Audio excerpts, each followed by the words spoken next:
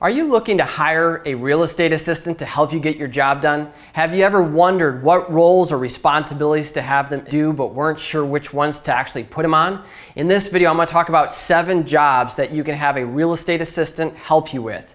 If you like this video, hit the like button and subscribe to get more videos like it. And if you ever have any feedback on other things you would have an assistant do for you, please give us your feedback in the comments below. Job number 1 is lead generation.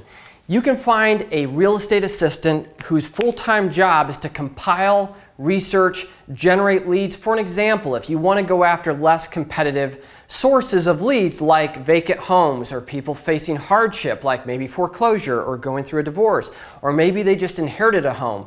Those leads are hard to find, but because they're hard to find, there's normally less competition when you're pursuing them. This is a really good responsibility to give to somebody, an assistant, to generate leads for you. So whether they're researching FSBO leads or expired leads or going after vacant properties and finding the phone numbers and the sellers and how to contact them, lead generation is something they can do. You can also have an assistant call them, mail them, check if the phone numbers are good and the email addresses are good, so they can start the conversation to going as far as actually setting up listing appointments. So the next job is marketing and advertising. Kind of the same thing depending upon how you look at it, but this could be anything from generating, like running Facebook ads, to doing social media and posting your content, making sure you're asking for referrals. It could be following up with your sphere of influence and sending them emails, or managing email blast, or managing a blog.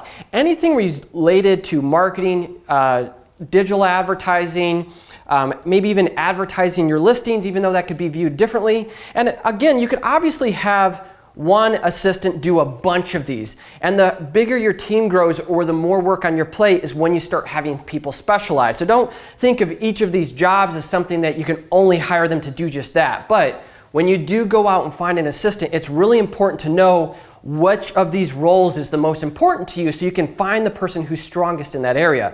So going back to marketing. Marketing is anything from lead generation to postcard campaigns to emails to even managing a blog, depending upon which methods you use to generate leads. Obviously, if you're doing something like FSBOs and expireds, that's like compiling leads, researching leads, and maybe even contacting the leads. It's similar to marketing and advertising, but it may be different depending upon how you are running your business and bringing in new leads and sales. Task number 3, or the third type of job role, is sales or an inside sales agent.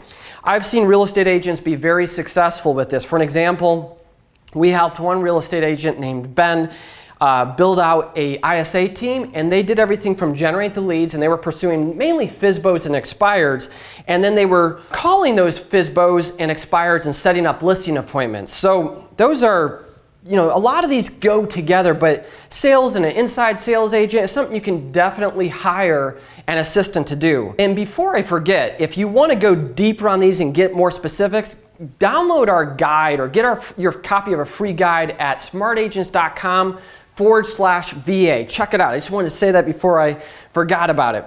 Job role number 4 is listing coordinator. So if you're mainly a listing agent, or you have a team, or you're generating a lot of new listings and you have to advertise them, there's a lot that goes into promoting them, especially if you have buyer's agents or you're going to build a buyer agent team down the road. How you advertise your listing not only helps you get more of them, because sellers see, hey, this guy or gal does a really good job, I want to hire them to advertise and promote my listing. And the other thing is, when you have a team or you have a buyer's agent, this is a really good way to generate leads, as listings are a really easy way to turn it into more business. There's no reason not to get a listing and not to turn that into more listings and sales. If you're not doing that, you're leaving a lot of money on the table. I know that's not rocket science, but how you advertise and promote your listings matters. Let me give you some examples.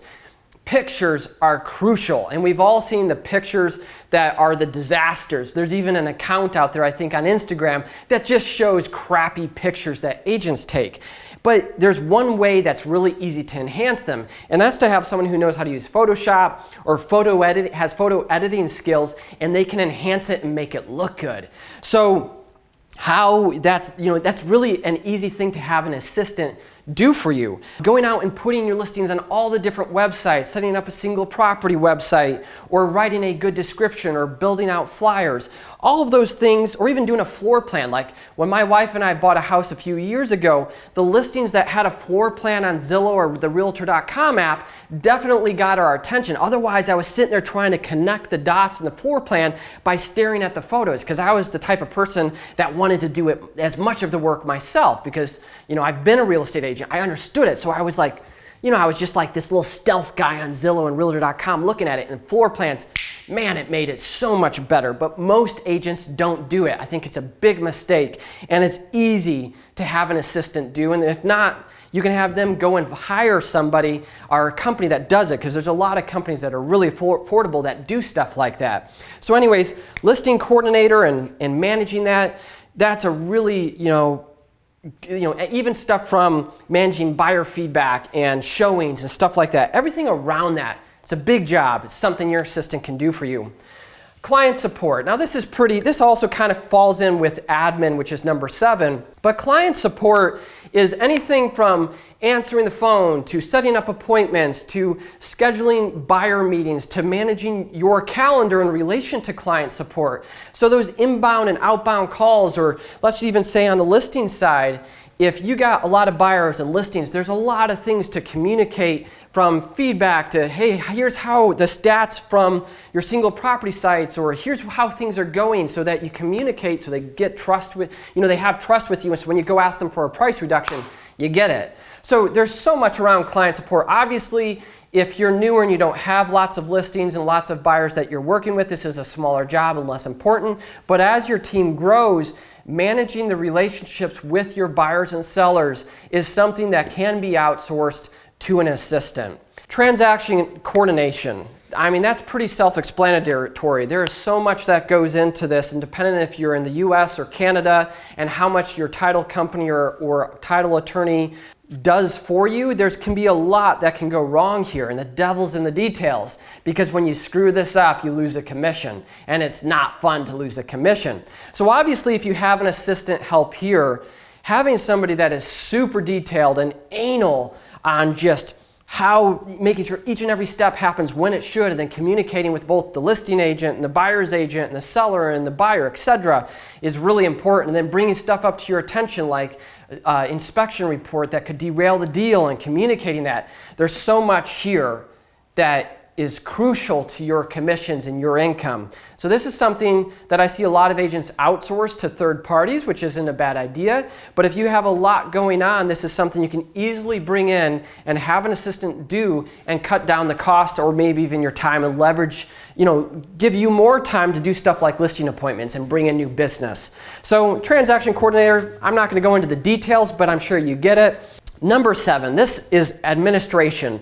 Obviously, an admin could also do your listing coordination and maybe some lead generation and scrubbing, depending upon how big your team is or where you're at in your stage of real estate. But they could handle anything from calls to your calendar to even helping you with your emails to stay caught up. There's so much here, and I'm not going to go into the weeds, but you could definitely have somebody start here and just take work off your plate to free up more time so you can grow your business. And then you could have them come over and do miscellaneous stuff here. Here's my suggestion though. There's a lot of things you can have someone do.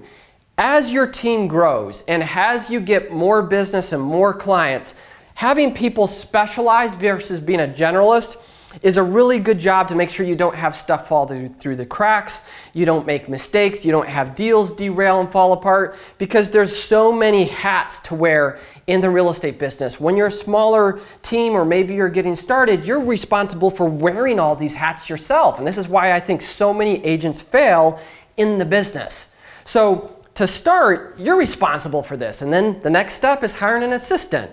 And then the next step is maybe hiring a buyer's agent to take on those leads and allowing you to focus on listings. So thinking about that, what is the primary role you want your assistant to start with? And then where will they go, he or she go, as you grow your team? So if you hire maybe in the admin spot first, maybe they're going to be an admin and they're going to focus on scrubbing FSBOs and expireds for you. Or maybe they're going to be a transaction coordinator if you're listing a lot of homes or closing a lot of homes, for an example, maybe number 4 and 6. So hopefully that gives you some ideas. Obviously, this is just to start helping you get ideas and figure out how someone's going to fit into the different sections of your business. And it's not supposed to be like, hey, you just have to hire someone for lead generation. Well, maybe that makes sense if that's your big bottleneck and you need help there. Lead generation, and they do the sales and they get you listing appointments, and that helps you grow your business. So there's many ways to do this. I hope this was helpful. If you liked it, you're going to love the VA guide. It's free. Go to smartagents.com/VA if you'd like to get that. VA stands for virtual assistant. And if you like this video, hit the like button, subscribe to get more videos like it. And if you have any feedback or things that you do differently when you manage your assistant or questions, put them in the comment section. Love to help you more and answer them there. So thanks for watching. We'll see you on the next video.